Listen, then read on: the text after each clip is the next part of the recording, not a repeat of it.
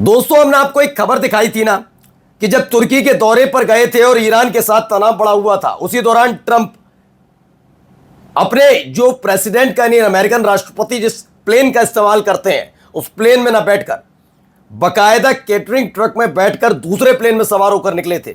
यह डर था।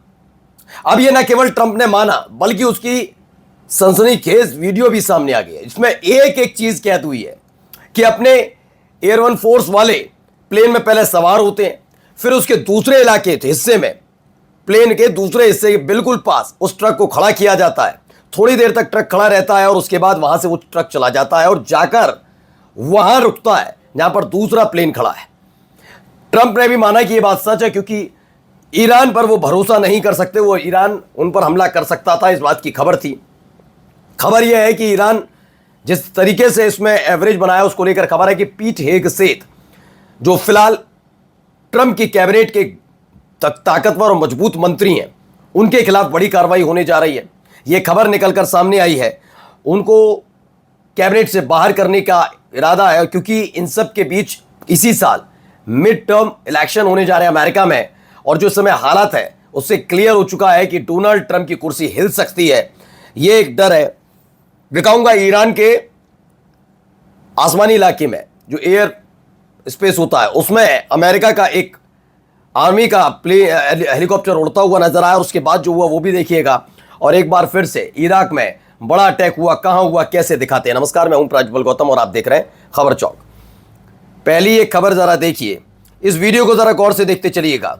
तकरीबन 54-55 सेकंड की ये वीडियो है जिसमें एक एक चीज है, जरा देखिए। ये यूनाइटेड स्टेट ऑफ अमेरिका, इसमें एक एक करके समझाते हैं। Airport catering truck pulls away, यानी कि इस प्लेन के उस साइड आपको एक ट्रक नजर आ रहा होगा, ये केटरिंग ट्रक है। इसी में छिपकर भागे थे Donald Trump. Media boards plane ये उधर की तरफ है, ठीक है ना। अब आइए, ये दोनों तरफ यहां पर अमेरिकी राष्ट्रपति का एक काफिला पहुंचता है और ये एयरपोर्ट के कैटरिंग ट्रक जो घूमता हुआ वहां जाकर खड़ा होता है जिस पर सवार थे, और वो वहां जाकर खड़ा होता है उसके बाद जहां पर C-32A प्लेन है। देखिए डोनाल्ड ट्रंप अंदर जा रहे हैं। अंकारा का ये वीडियो है तुर्की से। जब इस प्लेन में पहले वो सवार हुए, फौरन गेट को बंद किया गया। वहां मौजूद जो कर्मचारी उसने फौरन इस गेट को बंद किया। इसी के साथ तुरंत देखिए वो कैटरिंग ट्रक खड़ा हुआ है, इसी कैटरिंग ट्रक में सवार होकर गए थे। देखिए एयरपोर्ट कैटरिंग ट्रक लिखा है। इनके सवार होने के बाद 5 मिनट के बाद ट्रंप बोर्ड्स एयरफोर्स वन, उसके बाद ट्रक वहां से धीरे धीरे निकलता है, वहां से हट रहा है। देखिए अब वो कैटरिंग ट्रक हटता है, घूमता है मुड़ते हुए। यहां स्टेयर केस आप देख रहे होंगे उधर जो अभी लिखा हुआ था C-32 का, उसमें जाकर वहां जाकर रुक जाता है। और दावा ये यहीं से डोनाल्ड ट्रंप सवार होकर निकल जाते हैं। ये सनसनीखेज वीडियो निकलकर सामने आई है। अब इस मैप के जरिए समझिए कि एयरपोर्ट पर कैसे खड़े थे। ये एयरफोर्स वन का प्लेन और दूसरी तरफ C-32A प्लेन। यहां चढ़े, दूसरी साइड से ट्रक में लदे, धीरे से वो ट्रक वहां गया जिसमें छिपे हुए थे ट्रंप, और C-32A प्लेन में जाकर सवार हो गए। तो ये है डोनाल्ड ट्रंप की ताकत जिसके लिए कहा जाता है। अब जरा सुनिए क्या कह रहे हैं, जरा सुनते चलिए। I don't trust Iran. Why? Are you saying I trust Iran? I'm the last person that trusts Iran. They've lied to me constantly. We have total control over the Hormuz Strait right now. They don't have control. We have total control. We own it. And at some point, maybe they'll do something and then they get blown away. But right now, we're in a very good position. We have a country that has been the bully of the Middle East for 50 years. It's really 51 if you think about it, right? We've been saying 47 for 4 years. And they're no longer the bully of the Middle East. Thank you very much. तो Trump ने कहा Iran पर कोई भरोसा नहीं है, मैं Iran पर भरोसा करने वाला आखिरी इंसान हूं।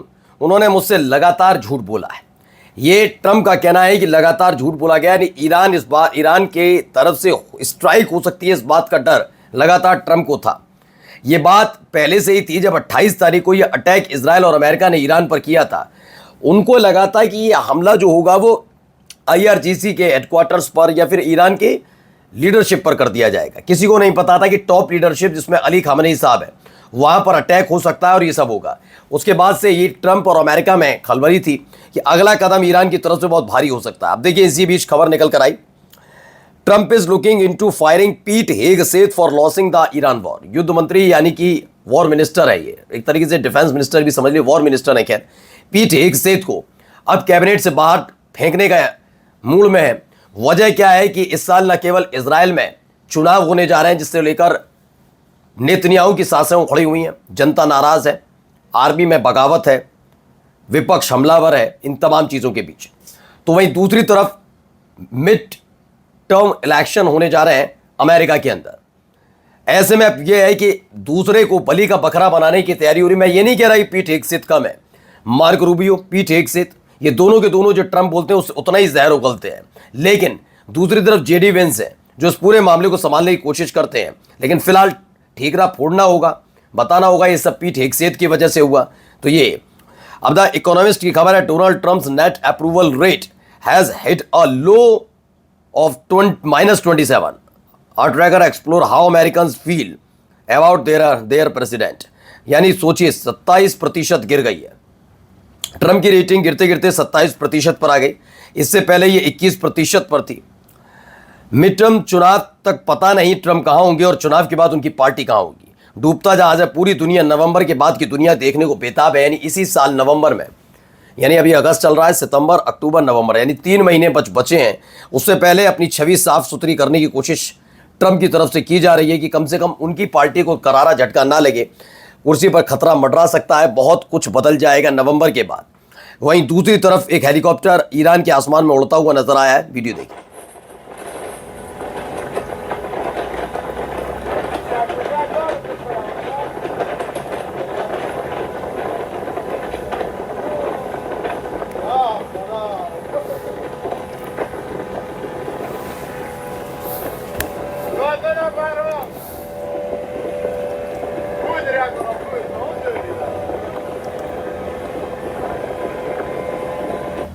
तो एक ये वीडियो निकलकर सामने आई। American Apache helicopter is flying at low altitude near Iranian territorial water, यानी कि ईरान का जो समुद्री क्षेत्र है उस इलाके में बहुत नीचे स्तर पर यह अमेरिका का अपाचे हेलीकॉप्टर उड़ता नजर आया। इससे पहले आपको याद होगा कि ईरान ने ऐसा ही अपाचे हेलीकॉप्टर मार गिराया था, वो अमेरिका के लिए झटका था और एक बार फिर से उन्हीं की रडार में ये घूमता हुआ नजर आया। और जब ये सब कुछ हो रहा था तभी इराक में जोरदार धमाका।